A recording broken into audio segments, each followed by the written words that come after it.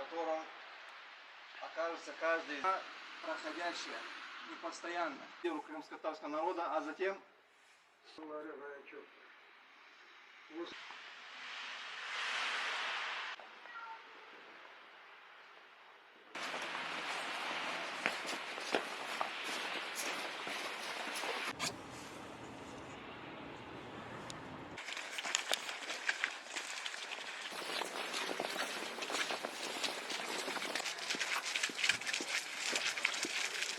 Мухаммад Адам.